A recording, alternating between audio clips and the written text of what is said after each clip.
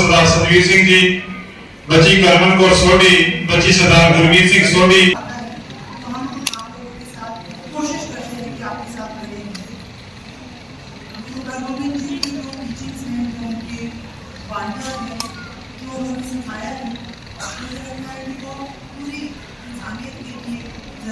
रविंद्र सिंह जी प्रधान साहब इतने बैठे ने और SSP अमोल दानपुरी जी मैडम हरगोबिंद साहब जी आप श्रद्धा के भावना के नाम ला रहे हैं। प्रसाद सिंह जी जिस तरह की आप जानते हो